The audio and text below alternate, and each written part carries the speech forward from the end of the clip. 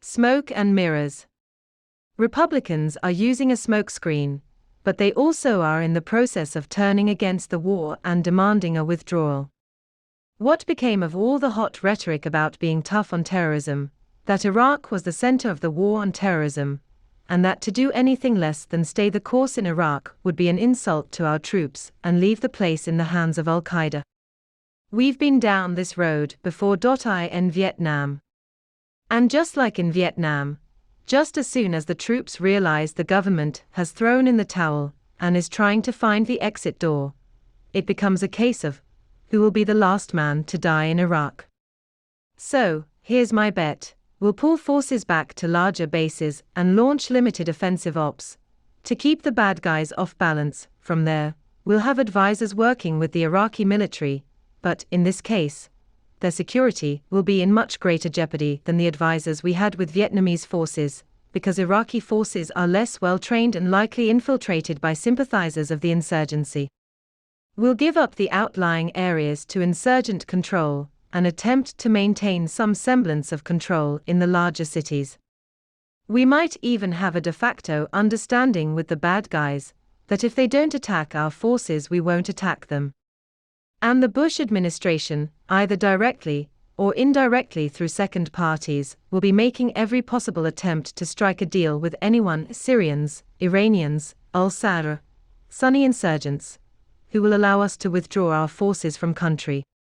If they do not cooperate, Bush will have to pull forces while they are under fire.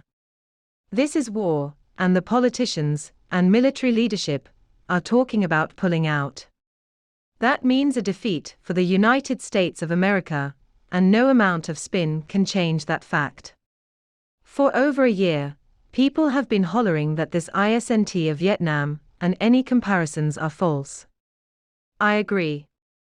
In Vietnam, we went to the aid of an ally to assist in stopping an internal rebellion and to fight external aggression. In Iraq, we invaded another country. In Vietnam, we had a so-called peace with honor that stopped the fighting and allowed us to withdraw. At that withdrawal, South Vietnam had a fully constituted and fully functioning government and a robust military of land, air, and maritime forces. In Iraq, there can be no peace with honor. The election in December will not result in a government that has control of anything outside the green zone. There are no cohesive, fully capable Iraqi armed forces. There are militias who owe their loyalty to religious and sect leaders, not a central government. And to crown the whole fiasco, if we pull out, Iraq will immediately fall into greater chaos, and the very people, those who love to kill, those who hate America, Bush so eloquently cites as a threat, will be left in control of Iraq. This is sickening. A war that did not have to happen, but which did because Americans fell for this cowboys' fear-mongering tactics and disinformation, is coming to a close with over 2,000 dead Americans and over 16,000 wounded. By the time we clear Iraq, over 3,000 US men and women will have been KIA. And for what? We unseated Saddam Hussein. He didn't have WMD, he didn't have an atomic weapons program, he didn't have ties with Al-Qaeda or 9/11, and at the time of the invasion, we had controlled the airspace over Iraq for 10 years. We had carved out part of northern Iraq and given it to the Iraqi Kurds, and we had an economic stranglehold on Iraq.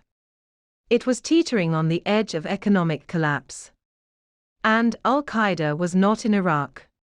It was elsewhere. This war was not necessary. Bush should be impeached, and every congressman, Republican and Democrat, who voted for the war, but who is now calling for an exit strategy, because public opinion has turned against the war and the 2006 elections are just around the corner, should be voted out of office in 2006 and 2008.